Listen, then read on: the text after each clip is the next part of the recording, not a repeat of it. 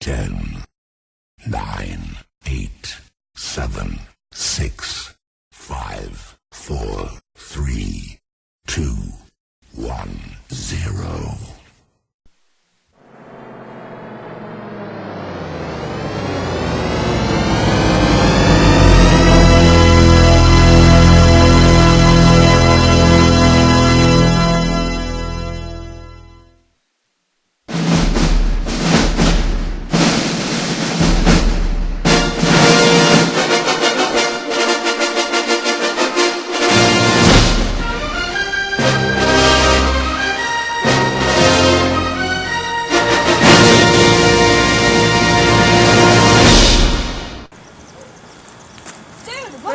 Why are you always following me? I'm just going to the show, man. Did you leave me alone? I'm so tiny. I'm gonna tell Gargoyle. Go. Hey, I ain't getting my ass kicked again. Go in front. What are you two doing? You always act like kids when you're around each other. He's always following me and starting. She started it. I tell you what, I don't have time for this. We got a show to get ready for. I tell you what, how about you two just go and get this worked out, okay? I've got business to do. Go. Fine. No, Are you serious? I swear. No, Anybody, it don't matter who it is. If you got something to say about APW or Tiny Tiswell or any of my guys in that back, I can tell you this. I don't get on the internet. I don't chat. I won't text you. You got my number. You can call me. If you can't afford a ticket to get through my front door, call me. I'll give the buddy a ticket to come see me. If you got something to say about me, be man enough, woman enough to bring your butt through that front door, and we can handle business man to man and eye to eye. And that's all I've got to say about it. Hello, wrestling fans. Welcome to a very special edition of the Front Row Fanatics. We are very pleased to have with us the owner, proprietor, the boss of all pro wrestling, Tiny Tiswell. Give it up. Thank you. We're going to be talking about a 3-day extravaganza that Tiny Tiswell and APW put on April 22nd, 23rd, and 24th. It was the Spring Blowout Tournament.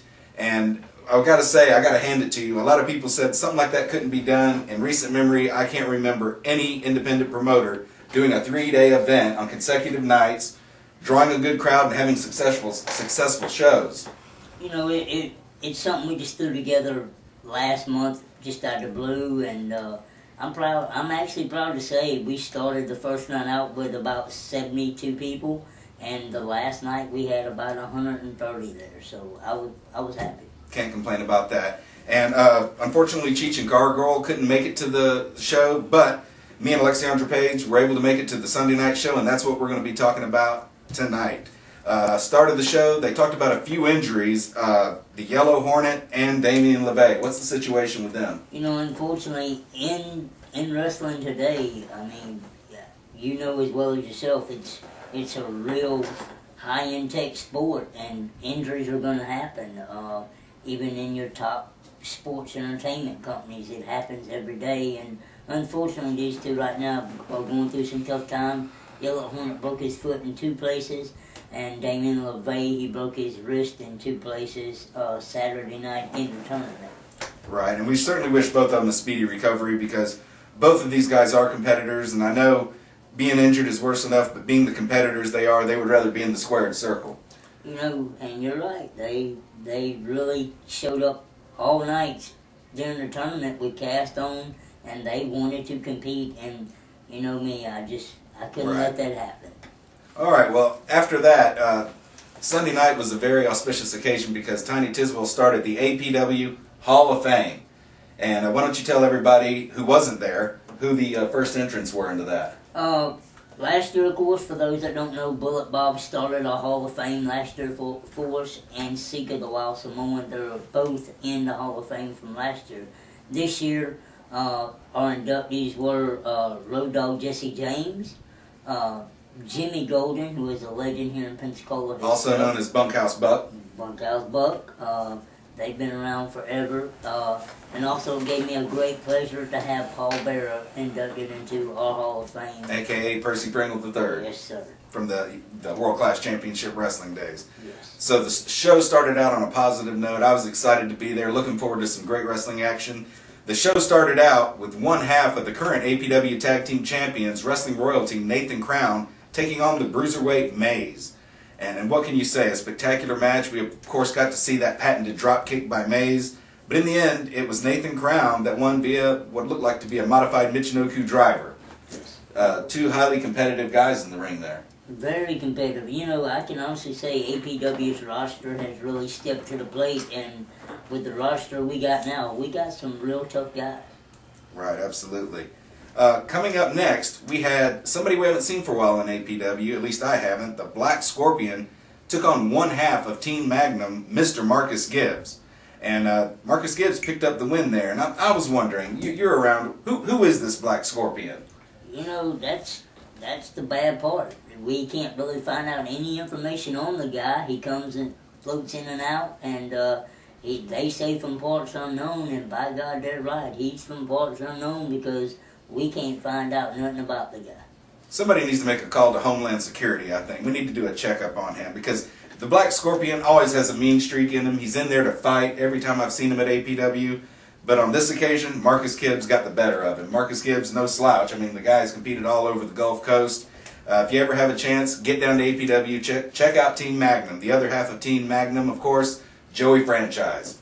You know, and I can say them two, if you want some good entertainment, come to APW because these two will give it to you 100%. You actually cut a rug a little bit at the show. You know, I was kind of forced into that at the last minute, but, you know, I try to remain calm. Right, exactly. Well, coming up next, speaking of dancing, they had a three-way dance where it was Terry Allen Jones, the Evolution Robin Golphin, taking on somebody I haven't seen in APW in a long time, marvelous Monty Warbucks. And the mouth on this guy. His mouth runneth over. For the benefit of those of you who have never seen Monty Warbucks live, if you heckle him, you're going to get it back. No doubt. If you just imagine 300-something pound guy in pink and black. I mean, come on.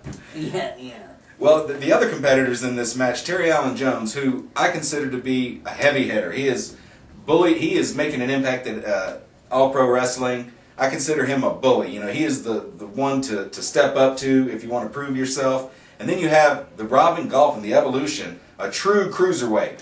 And that's what makes him so dangerous. He's quick as a hiccup, has cardio for days, and against any heavyweight, I would put safe money on Robin Golphin. Robin's quick. You know, if you ain't got your A-game on when you hit the ring with him, he's going to light you up quick and get it over with. That little kid is fast and furious. Well, Terry Allen Jones seemed to have the match well in hand when he gave Robin Golphin a belly-to-back suplex, went for the cover, and Monty Warbucks kind of slid in there and gave him a flat jack. 1, 2, 3, Monty Warbucks for the win. Yeah, Monty is a dirty player of the game. First opportunity he can get to take it from you, he will. You know, I talked to him after the show briefly. He said real men wear pink. I don't know what that means, but I don't think you got pink on, and neither do I. So no. We won't. But I'm just going to leave that, Yeah, we'll out leave there. that alone. All right. Coming up next, we have sometimes in this business, things get personal. And in the upcoming match, we had the ever so popular Mike Fresca, accompanied to the ring by Kylie Monroe, one half of the Monroe twins, taking on D. Luscious and DDG in an intergender tag match. To our surprise, the Monroes, I've heard of them, but we didn't have a clue she had a twin there, dude, and all of a sudden, out comes the Snooki Rooney, here comes They tried to do the one. switcheroo there at the end. And, of course, my people don't play. When you're new to APW, they gonna give it all they got. They gonna break you in right. And as you can tell, by the end of the night, that match kind of went haywire. Fans, first of all, if you weren't there, shame on you. I want to say at the end of this match had bodies flying everywhere. All kind of referees, security was in the ring, you were in the ring, everybody was in the ring. Even the new commissioner of APW, Kurt Diamond, was in the ring. And I gotta say, D. Luscious, as much as me and her do not get along, I gotta give her credit.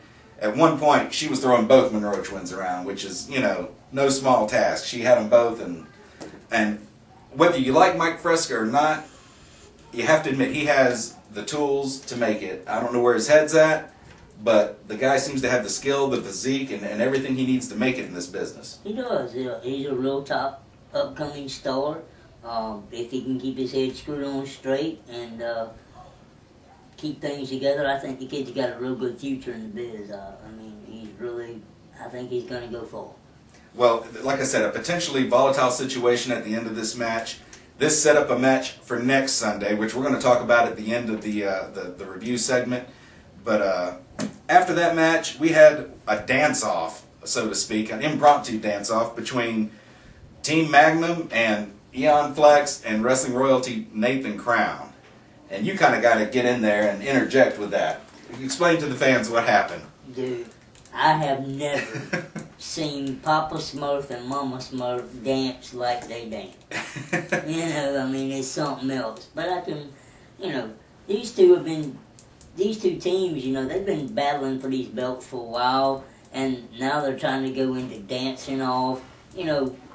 APW is about wrestling, guys. And, of course, you know me, when I've had enough, I've had enough. And I had enough last night. And, of course, like you said, at the end, we're going to talk about upcoming matches for this Sunday. And I've just had enough, so it's time to get down to business with them. Well, but we have to interject another popular tag team in APW right now, the Young Guns, DDG, and the Artist of Astonishment, Kid Matthews. They came to the ring, and DDG basically, before the match, told him, hey, I'm going to have to drop out of the tournament. I got some personal stuff to take care of.